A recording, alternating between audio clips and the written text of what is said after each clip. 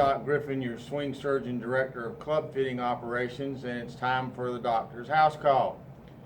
I've been asked to field a question that was sent in by Mr. Ray Johnson, and he writes, this was actually sent to Don. Don asked me to handle it because this is more my area than his. And it says, when do you recommend replacing drivers, fairway woods, irons, etc.? I'm hitting my old Ping G10 as well as I ever have. Better actually now that I'm using PPGS. But all my golf buddies make it sound like I might as well be using a wooden shafted mashie. Some web searches recommend replacing drivers, especially every 2 to 3 years. Your thoughts? I'm going to handle the last part first, where it says some web searches recommend replacing drivers, especially every 2 to 3 years.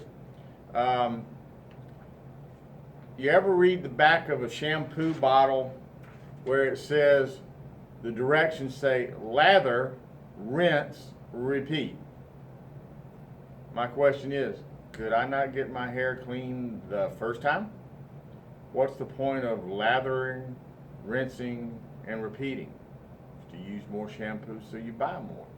So why would manufacturers or people who are underlying represented and benefiting from manufacturers recommend to change drivers every 2 to 3 years? So you spend money.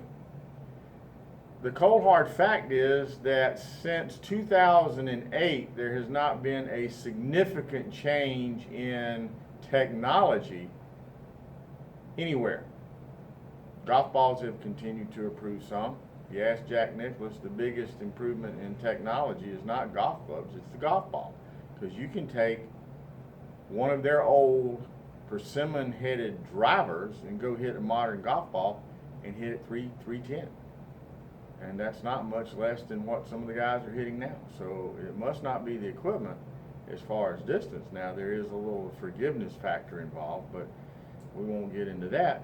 But since 2008, nothing has really happened from a technology standpoint that has improved golf equipment. What happened in 2008? The ability to thin the face down to where it met maximum, at that time, coefficient of restitution, or the amount of time that the ball actually stayed on the face and sprung off, which would give the more rebound effect, gave greater ball speeds, which increased distance. Since then, you've got things that have come down the pipe, adjustable weights, adjustable hosels. Let me just tell you, it's all a farce. It takes 24 grams of weight to change ball flight to where you can see it. None of the drivers until the R15 had 24 grams of weight. Yes, the R15 you could adjust the weights and you could see ball flight changes.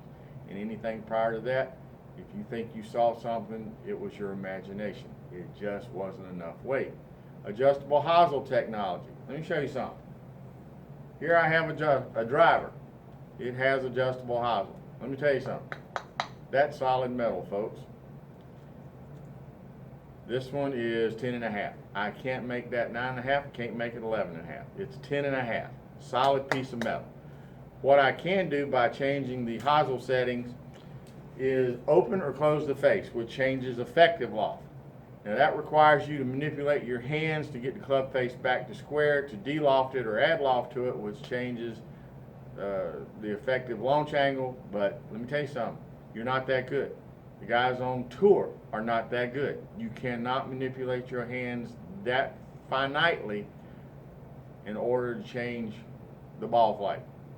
Tom Wishon, who I consider to be the Einstein of golf equipment, did an extensive research using adjustable hosel, adjustable weights, adjustable sole plate, where he put it in every conceivable possible configuration. Did a 10-page report, line item by line item. The biggest change was minuscule. It was like 0.00 something. The bottom line is, it doesn't make an appreciable change. So, in answer to the question, when should you change equipment? Drivers and fairways woods. I've heard people talk about metal fatigue. you don't hit the driver or the fairway wood hard enough, often enough, that you will cause metal fatigue. Just doesn't happen. Most manufacturers shoot a ball cannon at their driver heads at speeds higher than we'll ever hit a golf ball on that face. And they do it thousands upon thousands of times to test the integrity of the face. Believe me, everything that comes out on that market, gets out for sale, you're not going to wear it out. Now, well, I've cracked a face, I've cracked a crown. More than likely you've cracked a crown. Cracking a face is pretty difficult. Won't say it's not possible, because we're dealing with manufacturing, and it's hard to keep everything to that finite a consistency that you might get a face that actually was non-conforming. It's possible. It happens. That's why they randomly check them. So if you're concerned about wearing it out and needing to change, not going to happen. If you're concerned about the technology having left you behind because you've got a 4 or 5 year old driver, not going to happen. Don't worry about it. The technology of the G10 is just as good as the G30 or the new G driver. They're telling you that because of the way they've done the crown now with the butterfly technology, that it increases club head speed.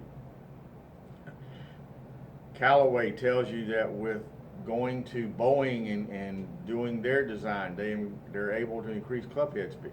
What they don't tell you is, for you to even notice an increase in club head speed, you have to be swinging those drivers at least 95 miles an hour per club head speed to be able to notice an increase in your club head speed. And even then, it's only about a mile or a mile and a half faster than what you were able to swing it at before they came up with the aerodynamic technology.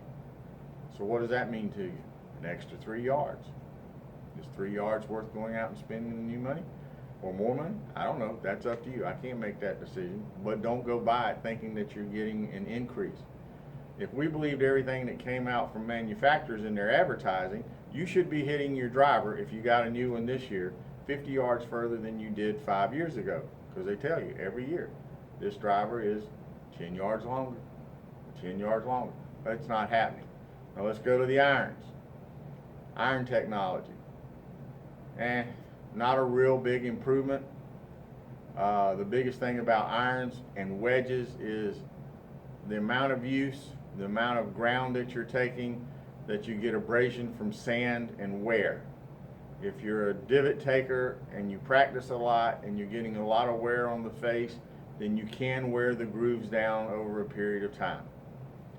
That would be significant and a reason to change and get new irons. From a technological standpoint, nope. The biggest thing about your equipment, and we've harped on this for years, is make sure that the equipment that you're playing is fit and proper for you, for your swing dynamics and your ability. What do I mean by ability? Let's say your hands are slow through impact. You need a little more offset. There are other things. Weight of the club, weight of the shaft, kick point of the shaft, torque of the shaft, length of the shaft, lie angle. All of this goes into making equipment proper for you. So if you're trying to play equipment that's not proper and you're having to make compensations, now you're going to make compensations if your equipment is not fit, too long, too flat, too heavy, too whatever. Your brain will communicate to your body steps that are necessary in order for you to compensate for something that's not right, and you're not even aware of it. But I see it all the time. The human being is a fearfully and wonderfully made creation, and we will subconsciously figure out how to make something work reasonably well, or we'll just not do it. We'll quit and walk away. So in answer to the question that was asked, it's insignificant to go and change equipment because you've got something that's 3 or 4 or 5 years old. Now, if you're playing a driver from 1990, it may be worthwhile. But the most important thing, and I stress this again, if you're going to play the game, it makes sense to have equipment that is fit to you.